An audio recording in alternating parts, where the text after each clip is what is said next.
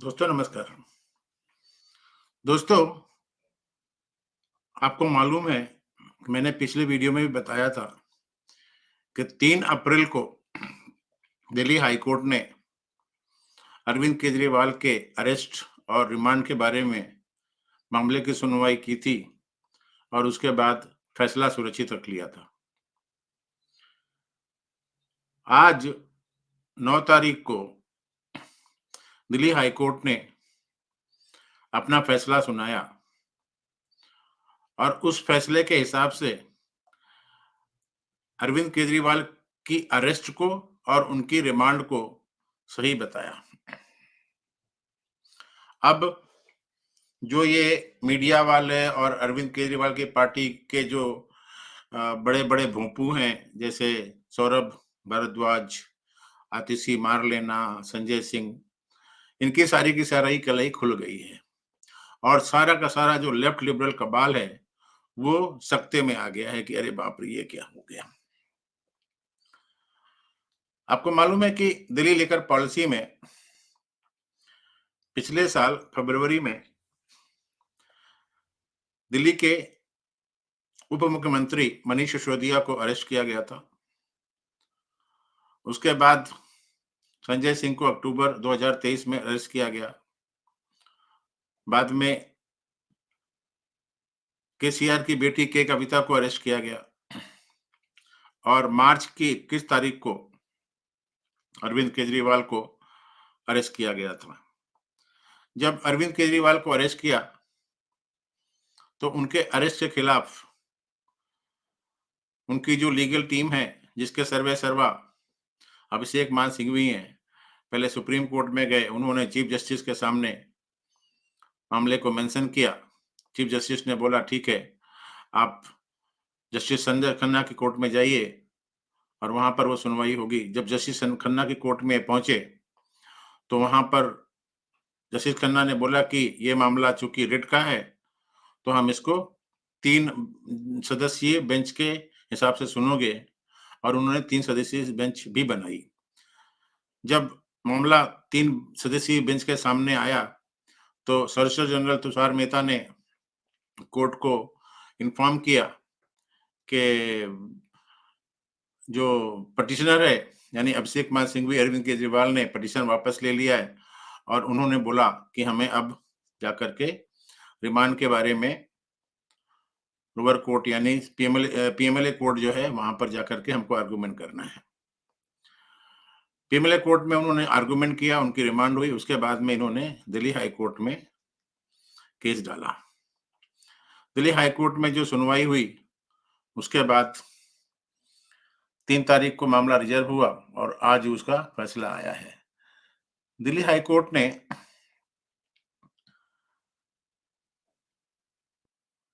जो उनकी गिरफ्तारी है, उसको चुनौती देने वाली याचिका है, उसको खारिज कर दिया है। जस्टिस स्वर्णकांत शर्मा ने ये आदेश पारित किया और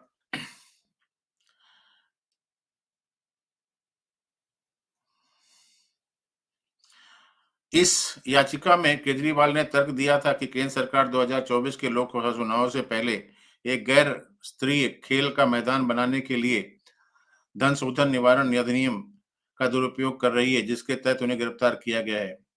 केजरीवाल ने आरोप लगाया था कि केंद्र सरकार की चुनावी प्रक्रिया को केंद्र में सत्तारूढ़ पार्टी भारतीय जनता पार्टी के पक्ष में मोड़ने की कोशिश हो रही है, जो वित्त मंत्रालय के माध्यम से ईडी को नियंत्रित करती है। 28 मार्च को राव रेवेन्यू कोर्ट ने केजरीवाल की ईडी की हिरासत 1 अप्रैल बढ़ा दी थी। 1 अप्रैल को उन्हें 15 अप्रैल तक जुडिशियल कस्टडी में भेज दिया गया था और अभी अरविंद केजरीवाल साहब जो है तिहाड़ जेल में बंद हैं। ईडी की ओर से पेश होते हुए अतिरिक्त solicitor general SG SV Raju ने दलील दी थी, अगर आम आदमी ने अपराध किया है तो उसे सलाखों के पीछे जाना होगा, लेकिन क्योंकि आप मुख्यमंत्री हैं, इसलिए आपको गिरफ्तार नहीं किया जा सकता। आप देश को लूटेंगे, लेकिन आपको कोई छू नहीं सकता, क्योंकि चुनाव आ रहे हैं। केजरीवाल के इस तरह के जवाब में की गिरफ्तारी आगामी चुनाव के मद्देनजर राजनीति से प्रेरित थी। एएसजी ने उस समय कहा था एक आतंकवादी का मामला लीजिए, जो एक राजनेता भी है, वो सेना के वाहन को उड़ा देता है और कहता है कि मैं चुनाव लड़ना चाहता हूँ, इसलिए आप मुझे छू नहीं सकते। ये किस तरह का तर्क है? उन्होंने आगे कहा, केजरीवाल के खिलाफ गवाहों द्वारा दिए गए बयान, जो उनकी गिरफ्तारी का आधार है, सच है या नहीं, ये सुनवाई के दौरान तय किए जाने वाला मामला है। ये दिखाने के लिए बयान है कि नीति का मसौदा तैयार करने से लेकर उनके निर्माण तक भारी लोग शामिल किए गए थे। महत्वपूर्ण बात यह है कि एएसजी ने यह भी कहा कि पार्टी के मामलों के लिए जिम्मेदार व्यक्ति उत्तरदायी तो होगा, पर उसका व्यक्तिगत भूमिका प्रासंगिक नहीं हो सकती। उनकी भूमिका को भूल जाइए, भूमिका को देखने की आवश्यकता नहीं है। ये देखने की आवश्यकता है कि वो कंपनी पार्टी के मामलों के जिम्मेदार थे या नहीं। यानी अरविंद केजरीवाल आम आदमी के कन्वीनर हैं, इसके बारे में एएसजी ऐसा बोल रहे हैं। एएसजी ने आगे कहा कि केजरीवाल को गिरफ्तार किया गया है क्योंकि वो आम आदमी पार्टी के मामलों के लिए जिम्मेदार थे, जिसे मनी लॉन्ड्रिंग से फायदा हुआ था। केजरीवाल के इस स्तर पर की अपराध की आय बरामद नहीं हुई है और ईडी धन के लेन-देन का पता लगाने में सक्षम नहीं है। एएसजी राजू जी ने कहा था कि मनी ट्रेल वहाँ है, हमने मनी ट्रेल का पता लगा लिया है। हो सकता है कि पैसे का इस्तेमाल किया गया हो और इसलिए इसे ढूँढा नहीं जा सकता। केजरीवाल की ओर से पेश वरिष्ठ वकील अभिषेक मान सिंघवी ने एएसजी की दलीलों का कड़ा विरोध किया। खासकर एएसजी द्वारा एक वाहन को उड़ाने वाले आतंकवादी से की तुलना का काफी विरोध किया था। सिंघवी के साथ वरिष्ठ अधिवक्ता अमित देसाई और विक्रम चौधरी और अभिवक्ता विवेक जैन, मोहम्मद इरशाद, रजत भारद्वाज, करण शर्मा, रजत जैन, मोहित सिवाच, कौस्तुभ खन्ना, ऋषिकेश कुमार, शैलेश चौहान, सादिक नूर, मेहुल प्रसाद, प्रियंका शारदा, शीनू केजरीवाल की ओर से सीनू, प्रिया और प्रिंसी शर्मा पेश हुए थे। राजू के साथ विशेष वकील जोहेब हुसैन और अधिवक्ता अन्नम वेंकटेश, अर्कज कुमार, विवेक गुरनानी, हितार्थ राजा, अभिप्रिया राय, कार्तिक सब्बरवाल, विवेक गौरव, अग्रिमा सिंह, काशिक कुमार और रितुराम्बरा गर्ग ईडी की ओर से पेश हुए थे।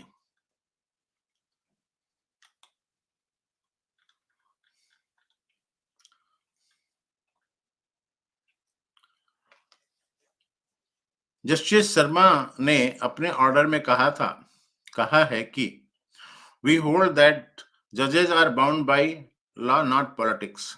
जज लोग लॉ से बंधे हुए हैं, राजनीति से बंधे हुए नहीं हैं।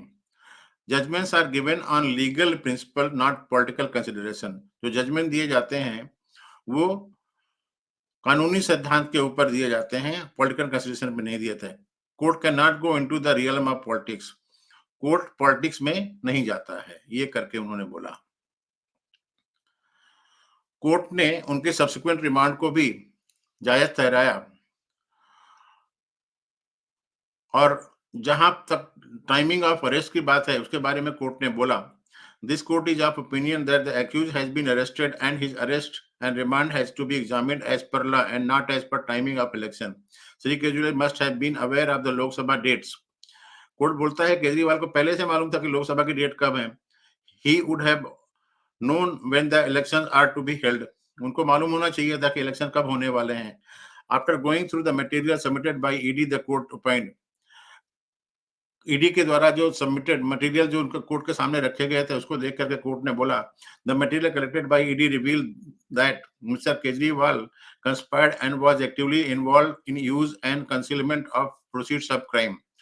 The ED case also revealed that he was involved in his personal capacity as well as convener of HOP।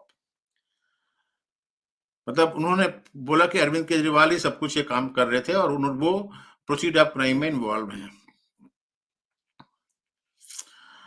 जहां तक चीफ मिनिस्टर का ये कंटेंशन कि उनको वीडियो कॉन्फ्रेंसिंग से भी बुलाया जा सकता है, जस्टिस शर्मा ने बोला, it is not for the accused to decide. ये एक्यूज को डिसाइड नहीं करना है कि किस तरीके से इन्वेस्टिगेशन करना है, किस तरीके से नहीं कर रहा है। It cannot be as per the convenience of the accused. There cannot be any specific privilege for anyone, including chief minister। उन्होंने बोला कि ये कोई प्रिविलेज नहीं है कि भाई ठीक है, आप जिस तरीके से डिसाइड करोगे उस तरीके से डिसाइड होगा।